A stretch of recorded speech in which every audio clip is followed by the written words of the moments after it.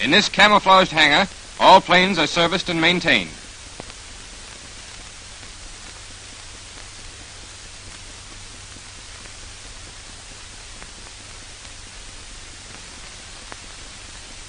Besides the field at Reykjavik, there are 4 other land and sea bases.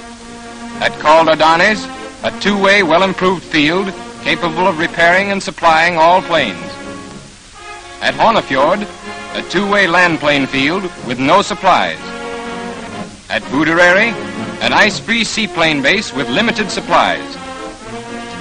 At Akureyri, an ice-free seaplane and land plane base.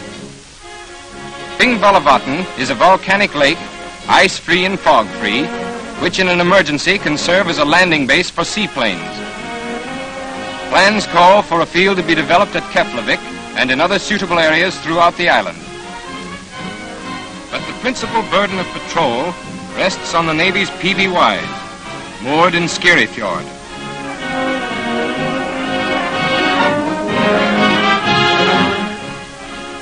On January 13th, 1942, a wind of intense velocity came crashing down on the island, leaving a path of destruction in its wake. The harbor was a churning maelstrom. Many cargo ships were beached, lighter vessels were blown ashore. The PBYs weren't spared. Because these ships were not of the amphibian class, and in the absence of preparation for such an unexpected hurricane, 5 of these much-needed planes were sent to the bottom.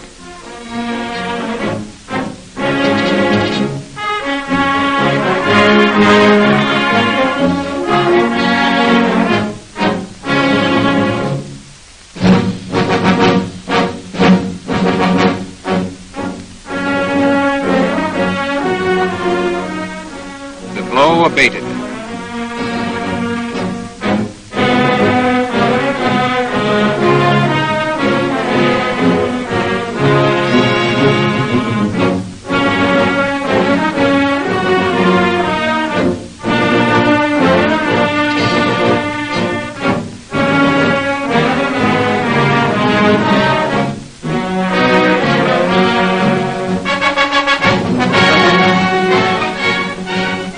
Salvage crews set to work.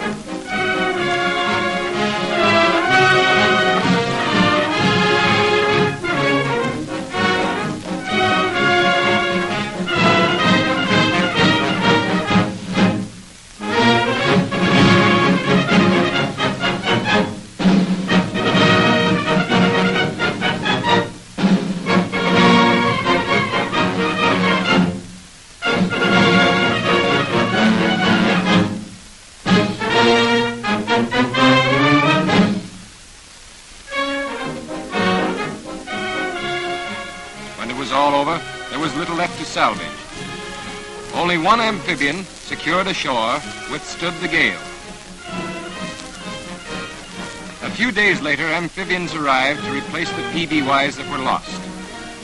This disaster will not occur again. Organized communication with Greenland and other meteorological stations has been established to give ample warning in the event of an approaching storm.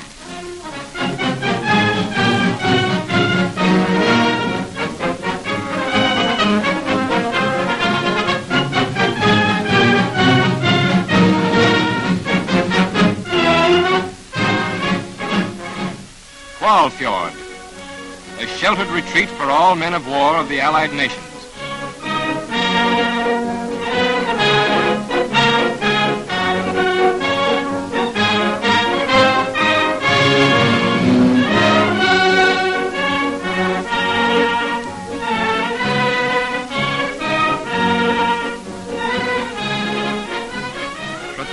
lofty ice peaks, this deep fjord provides a haven for naval vessels of all classes while refueling and undergoing minor repair.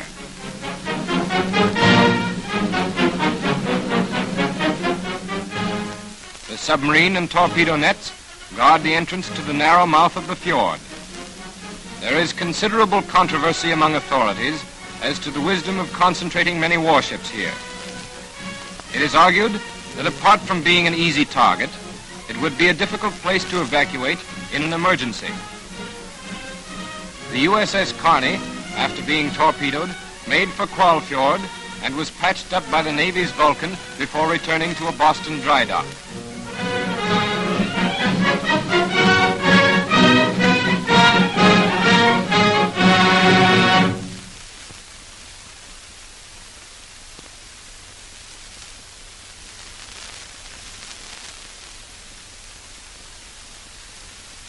Our camera crew, dispersed on many vessels of a convoy, proceeds toward Halifax.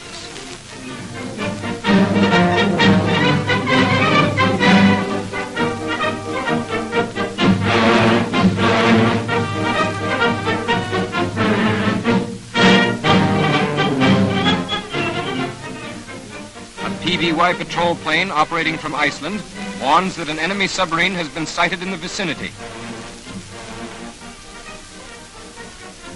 An alert is given. All hands to battle stations.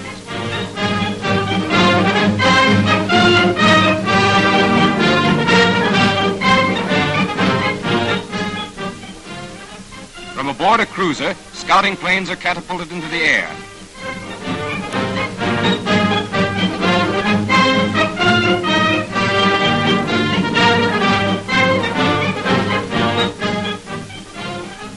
A destroyer, taking direction from the scouting planes, drops its deadly ash cans and hits its mark. The signal to cease fire.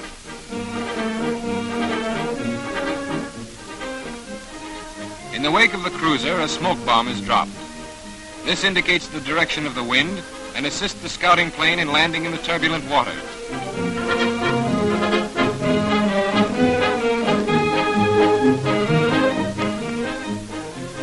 A perfect landing.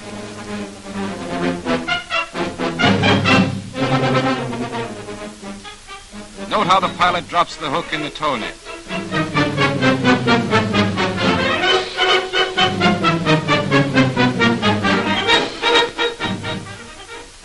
Hoisting planes aboard while underway requires organized and coordinated teamwork. This crew seems to know its business. The convoy reforms and proceeds on its zigzag course. Again, a patrol plane appears overhead. This time it brings news that the British merchantman Wildebeest was torpedoed and sunk, that about 25 members of her crew are afloat in 2 lifeboats. The USS Lang says that she will go to their rescue, but will require refueling upon her return. The tanker Sapelo agrees to stand by to supply the fuel. About 2 days later, after what seemed a hopeless search, the Lang returns with the survivors safely aboard.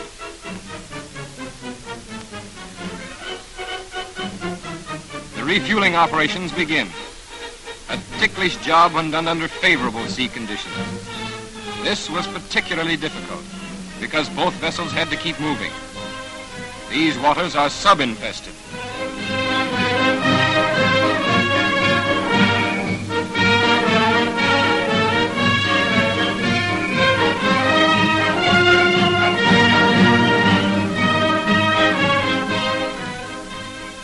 The job was done in record time.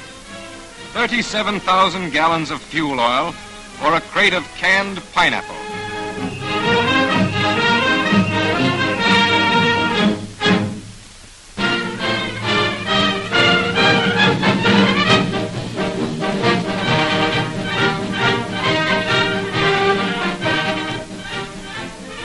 Thank you, Sapelo. Well done.